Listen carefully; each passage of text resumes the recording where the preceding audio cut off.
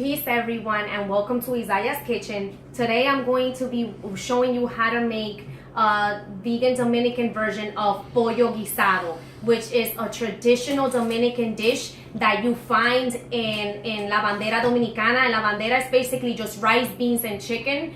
This particular braised chicken is what you find. You usually find it for dinner too, but most commonly it is served during the lunchtime, la comida del día. You always find this at. Okay, so I wanted to start off the video, and oh yeah, this is my daughter. She can't help herself, so you know she's here in the video with me.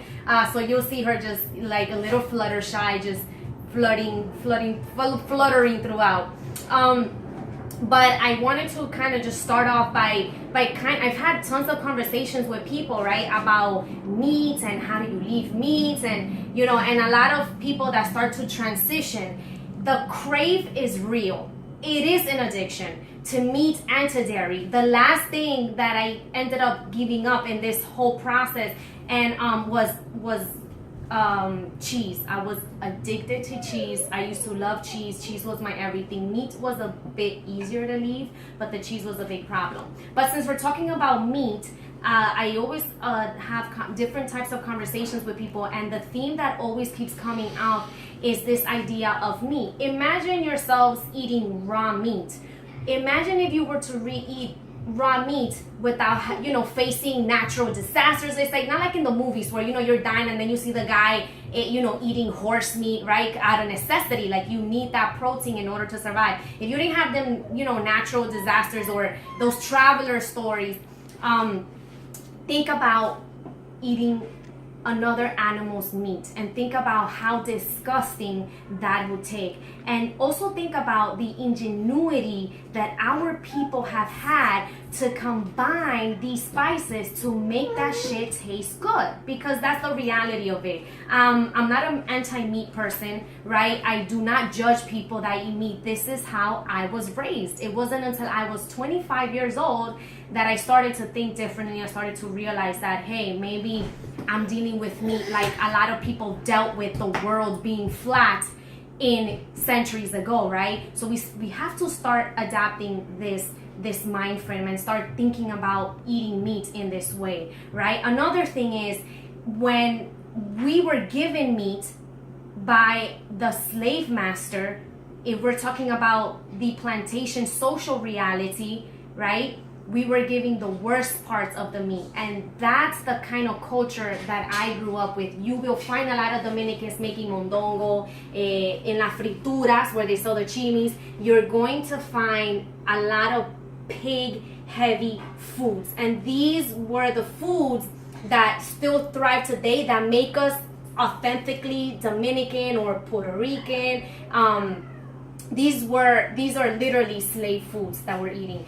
And just to bring in the Native American perspective, because that perspective is hardly seen, when we think about meat and Native American eating meats, I can't help but to quote one of my favorite freedom fighters, Rigoberta Menchú, who in her book drops a lot of jewels in her autobiography, I Rigoberta Menchú. And one of the things that she talks about is that they hardly, that to eat meat was actually a luxury. The indigenous people of the world, and when I say indigenous, I am also referring to the Aborigines of Australia and also the African tribes of the continent of the different nations of Africa, okay? Because these are indigenous people too. We tend to get things confused, right?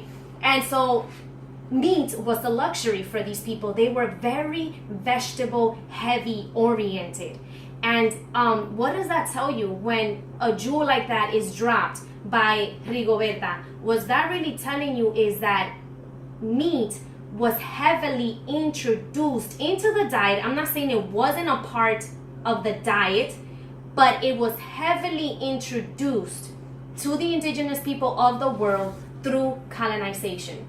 And that is a reality, and we can trace it back through the plantation economy, and we can trace it back to the oppression and the way in which diet totally changes for the Native American peoples once they make contact with a European, right? you can find that in more modern context too. Let's look at the colonization of Puerto Rico and what happened there. I remember my husband speaking to me about his mother explaining to him how she took classes in Puerto Rico where they were telling her that she needed to switch. So they were literally providing Puerto Ricans as part of their assimilationist agenda and Americanization agenda. And she remembers mango, piña, right? Let's say something like níspero, something like guayaba o guayaba, right? Manzana de oro. They literally taught them the American replacements to that with oranges, apples, pears, and grapes. Boring as fruits, which I like, but they're boring. So when we think about all these things, what I'm really trying to say here is let's think bigger about this meat problem. It really is a problem, and meat was not the norm in our cultures.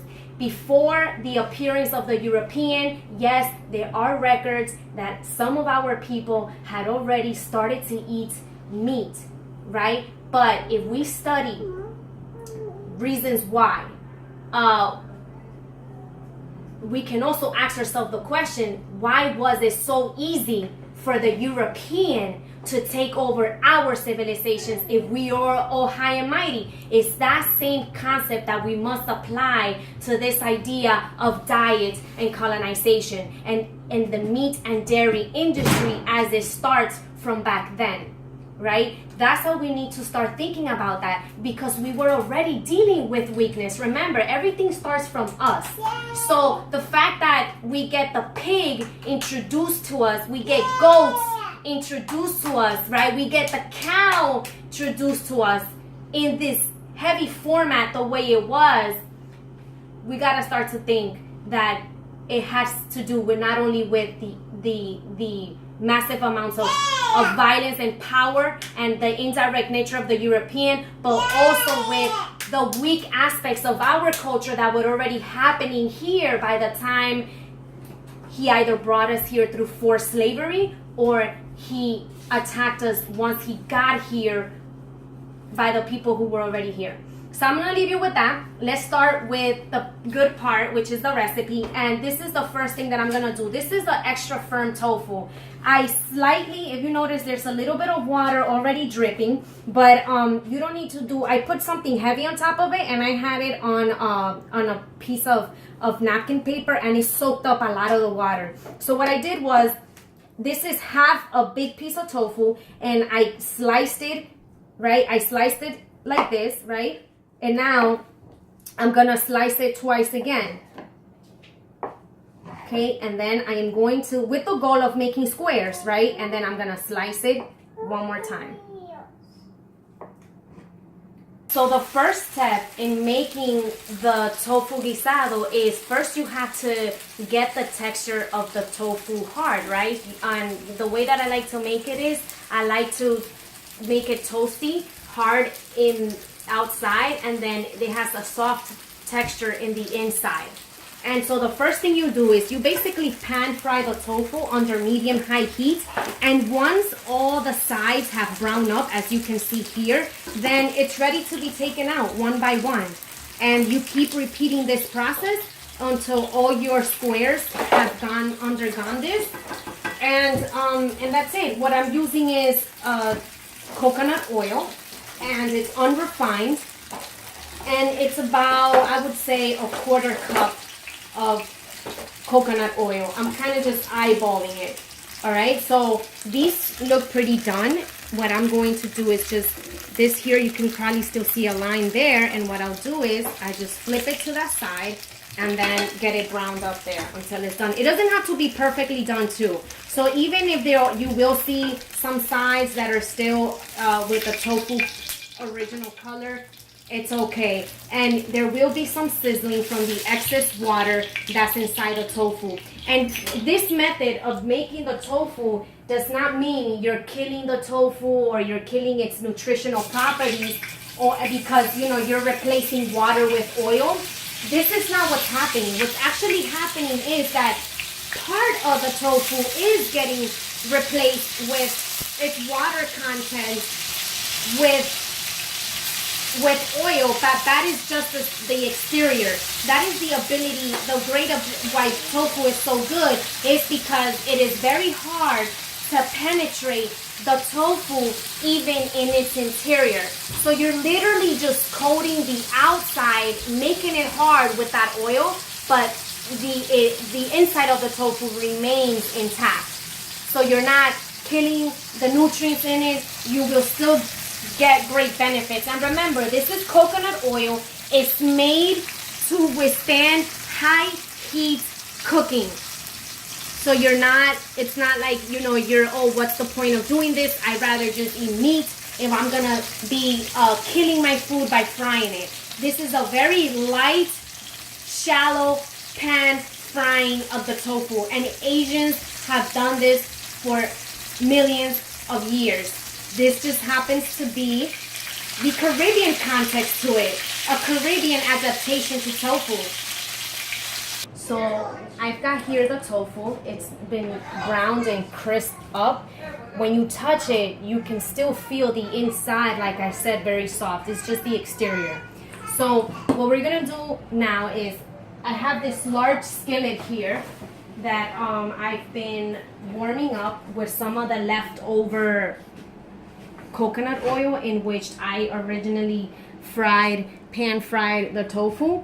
And so I just basically just put some on here. It's very lightly coated, and I turn out the skillet around, and it's been warming up. So the first step in getting the tofu ready is in putting some of the ingredients in here. So I'm about to put the celery, right? So that's one stalk of celery, and this is one carrot. So what I do is I just let it kind of release some of its juices, and it won't be noticeable for about 30 seconds. Then I'll add a bit of water and cover it and let it cook for about 2 minutes. So I'll do that now. I will add a bit of water, cover it, and let it cook. Let it simmer under low fire for about 2 minutes.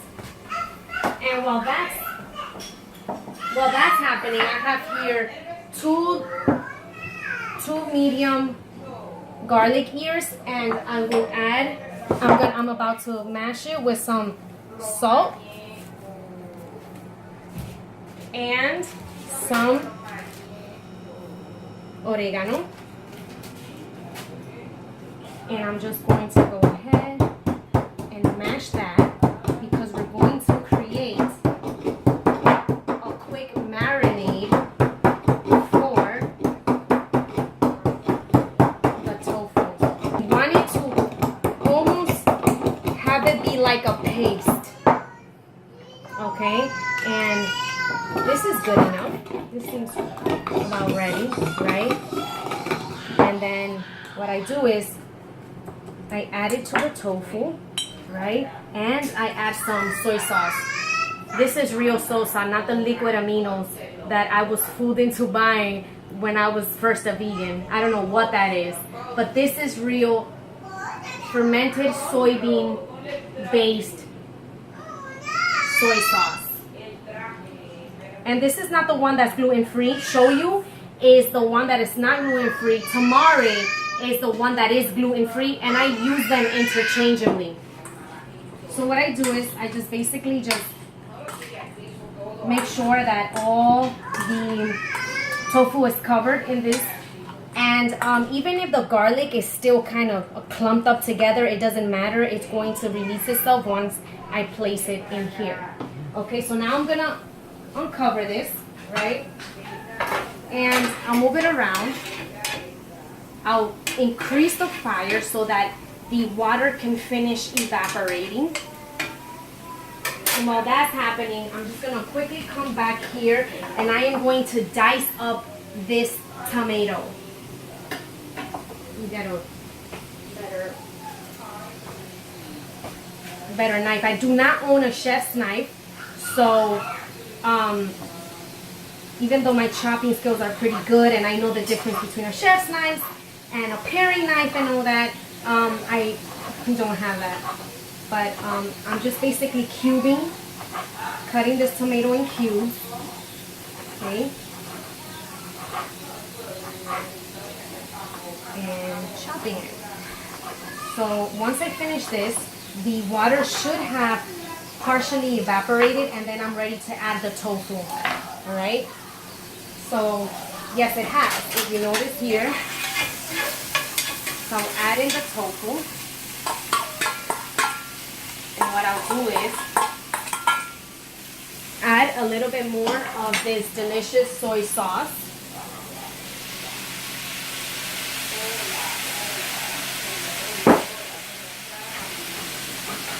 Add the tomatoes.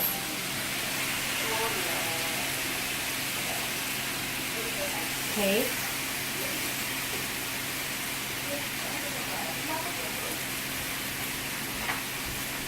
And I'm gonna move it around and make sure that all gets combined. Okay. I am going to cover it so that, one more time, for about 30 seconds, 30 to 60 seconds, so that the tomato can start to release its juices. And then what I'll do is I'll add in more acid. And this is where the Moorish influence, that real Andalusian influence comes in. I'm going to be adding some olives.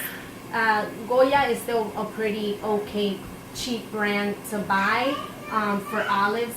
I haven't heard anything about the pickling of the olives to be any toxic with this company as of yet, even though I do not really endorse Goya for many reasons, including the most recent one with our brother Oscar, and how they refuse and they kind of monopolize all the corporations from participating in the Puerto Rican Day Parade. So I'm going to add the olives now, okay, and its juices. Add all of it. There was only a bit left, so you want to add about like a quart, maybe like a 1/4 of a cup of olives, depending on the amount of tofu you use. I'm also adding lime, as you can tell here. And then again, I'm going to move it.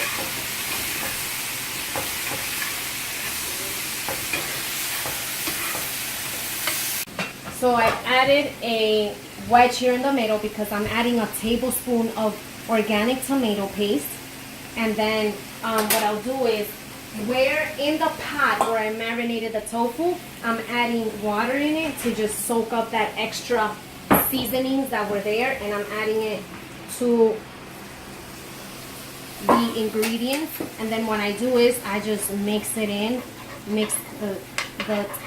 tomato paste with that water, right? And use the skillet too to move it around. Make sure that all the other ingredients are combined in this sauce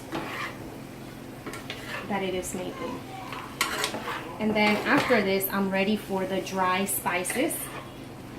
Okay, what I'll do is I'll add a little bit more water. I kind of want it not to overtake the, I don't want to drown it really in water, but I want to put enough where it is covering the tofu.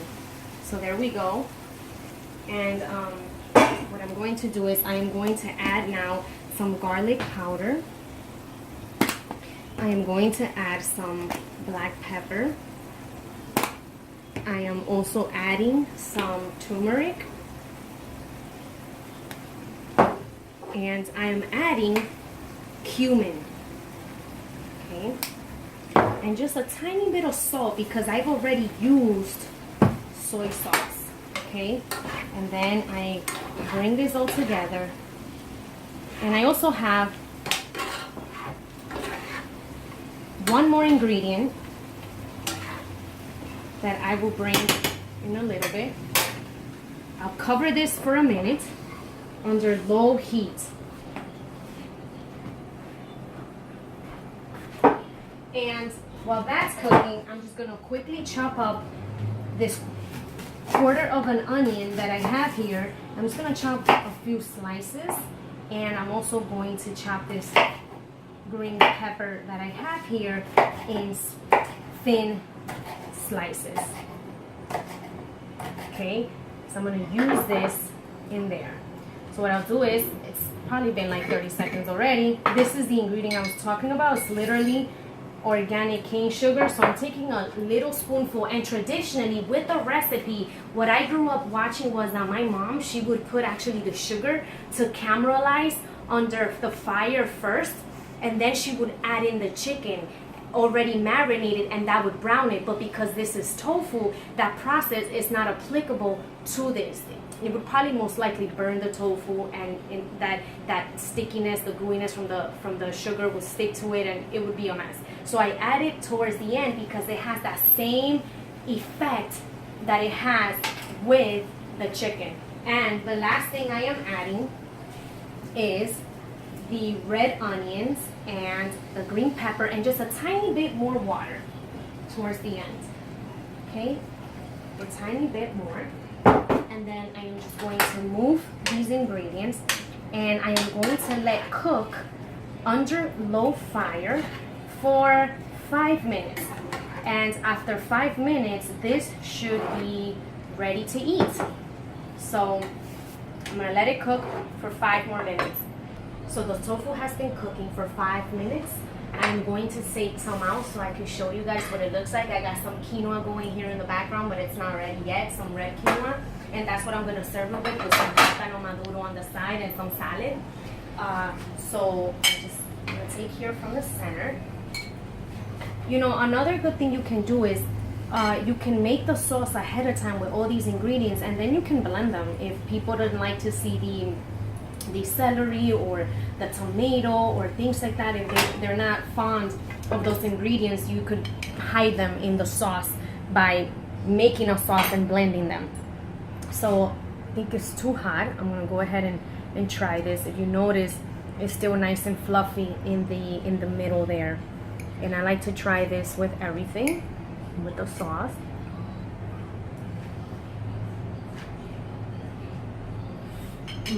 A little bit hot.